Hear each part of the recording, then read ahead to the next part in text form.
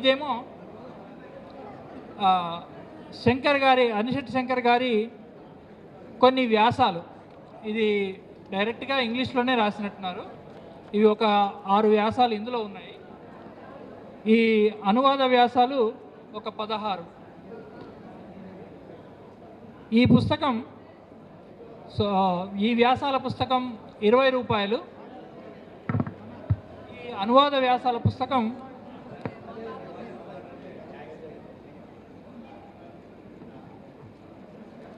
160 రూపాయలు. దీంట్లో 130 పేజీల పుస్తకం ఇది, 160 రూపాయలు.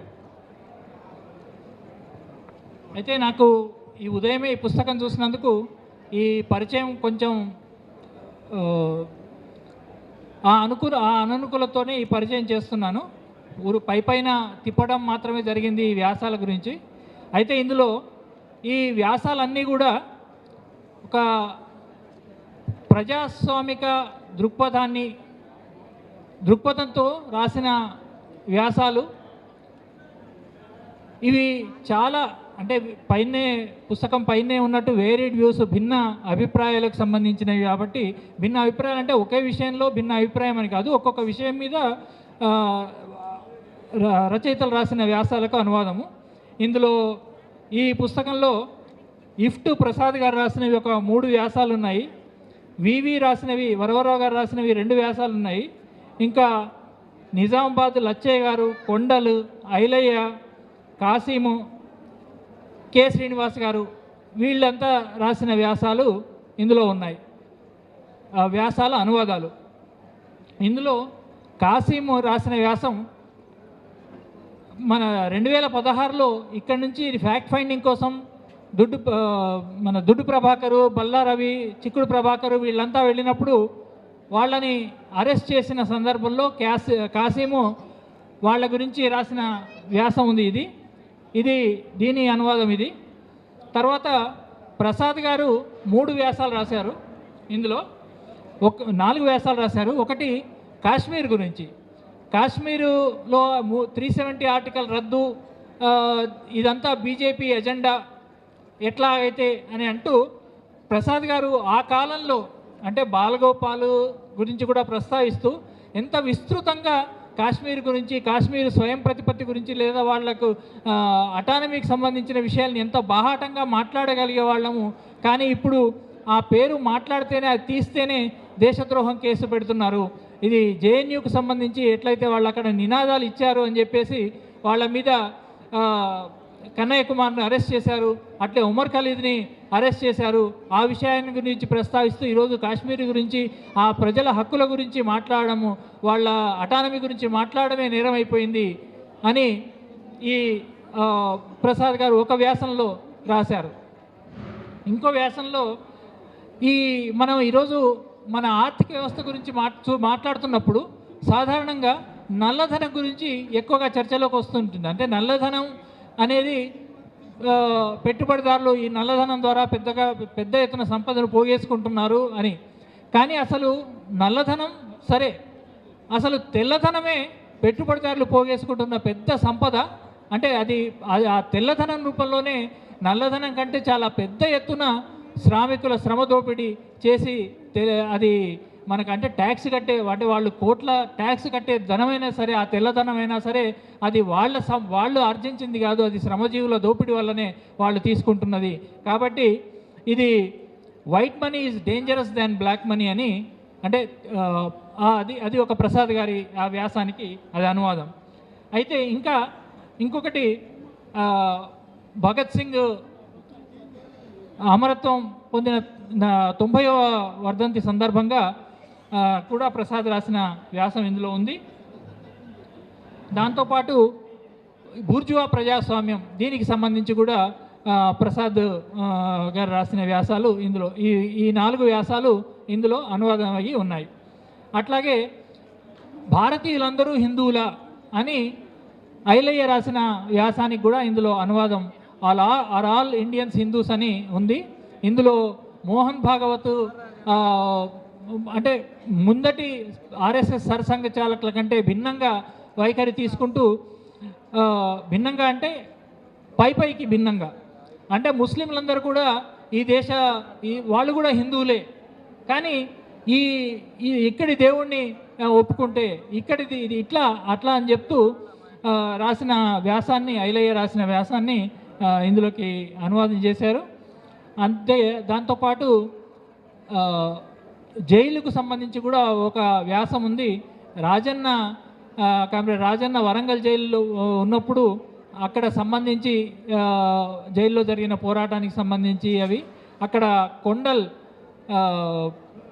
అక్కడ పత్రికలో దీనికి సంబంధించి రాసిన వ్యాసాన్ని కూడా అది కూడా ఒక అనువాదం ఉంది. దాంతోపాటు విశాఖపట్నంలో రచయితలను సవాలు చేస్తూ విద్యార్థులు రాసిన సవాల్ ఏదైతే ఉందో, రచయితలారా మీరు ఎటువైపు అనేది, దాని అనువాదం కూడా ఇందులో ఉంది. ఇంకా లచ్చయ్య గారి 2 వ్యాసాలు, ఏ noble man for a social cause అని, అది అక్కడ నిజామాబాద్కి సంబంధించిన ఒక పోస్ట్ అండ్ టెలిగ్రాఫ్ ఉద్యోగస్తుడు, ఒక్క నిమిషం,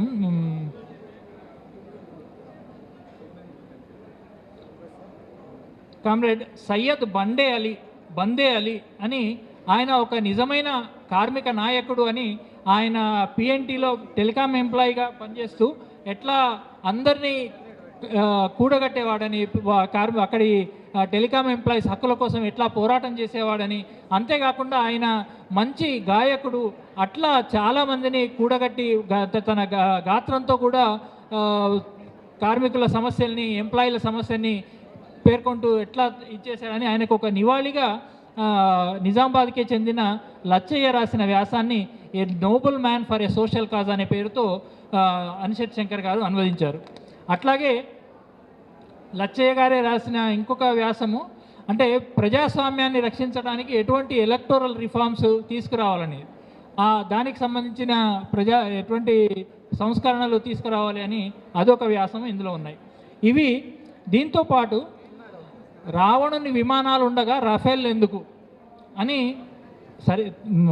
కె శ్రీనివాస్ శీర్షిక సరిగ్గా ఇదే పెట్టాడో లేదో కానీ, where there are Ravana airplanes why need Rafale అని, అంటే ఈరోజు దేశంలో ఎంత అన్సైంటిఫిక్గా హిందుత్వ దీన్ని ప్రచారం చేసే దాంట్లో భాగంగా, ఉదాహరణకి మోదీ మన దేశంలో ఎప్పుడో ప్లాస్టిక్ సర్జరీ ఇవన్నీ ఉన్నాయి, మన దేశంలో అసలు అప్పుడే పుష్పక విమానం ఉండేది, మరి పుష్పక విమానం ఉన్నప్పుడు మరి రాఫేల్ విమానం కోసం ఫ్రాన్స్ నుంచి కొనుగోలు చేయడం ఎందుకు, ఇట్లా ప్రశ్నిస్తూ కె శ్రీనివాస్ గారు రాసిన వ్యాసాన్ని, ఆంధ్రజ్యోతిలో వచ్చిన వ్యాసాన్ని when there are Ravana airplanes why need Rafale అని, ఇట్లా ఒక 16 వ్యాసాల సంకలనం ఇది. బయట ఉంది, చదవగలరు. అయితే సాధారణంగా ఇవి తెలుగులో వచ్చిన వ్యాసాలే కాబట్టి ఇంగ్లీష్లో తెచ్చినప్పుడు ఇంగ్లీష్ పాఠకులకు ఇక్కడ వచ్చే వాటిని అందాలంటే దాన్ని ఎట్లా అందజేయటం అనే దాని మీద రచయిత కానీ ప్రచురణకర్తలు కానీ కొంచెం శ్రద్ధ పెడితే ఇంకా బయటి అది ఎట్లా చేస్తున్నారో నాకు తెలియదు, కానీ ఆ ఎఫర్ట్ పెడితే బాగుంటుందనేది నా సూచన.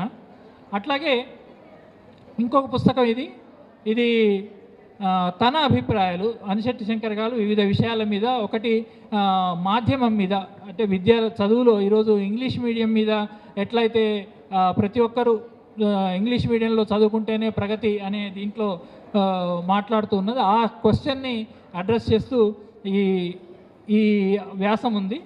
అంతేకాకుండా మతోన్మాదాన్ని ఎదుర్కొందాం, let us fight against communalism అని, ఈబీసీ రిజర్వేషన్లు పెట్టిన దాని మీద, అసలు ఆ ఈబీసీ రిజర్వేషన్లు పెట్టడం అనేదే రిజర్వేషన్లు అనే స్ఫూర్తికి భిన్నమైన దృక్పథం అనే దాన్ని వివరిస్తూ ఈబీసీస్ వర్సెస్ సివిబిఎస్సీస్ అని ఇంకో వ్యాసం ఉంది.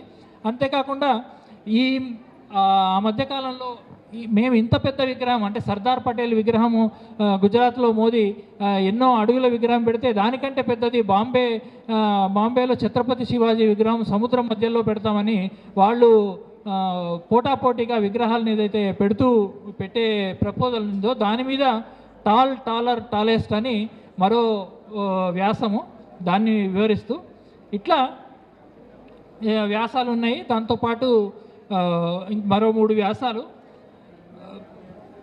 Champion of people's literature and culture, revolutionary salute to the champion of people's literature and culture అని, ఇది నాకు కొంచెం అంటే పైన ఇట్లా చూశాను, బహుశా వివి ఇంకా ఇతర అటువంటి వాళ్ళ గురించి మిత్రుల గురించి రాశారు. ఇంకా స్ప్రింగ్ థండర్ అని నక్సల్బరీ తిరుగుబాటు గురించి, నిరసనే ప్రజాస్వామ్యకు జీవనాడి అని dissidence is the life of democracy అని ఇవి కూడా ఈ వ్యాసాలు ఇంగ్లీష్లో రాశారు. వీటిని చదవవలసిందిగా కోరుతూ ఈ అవకాశం నాకు ఇచ్చిన మిత్రులకి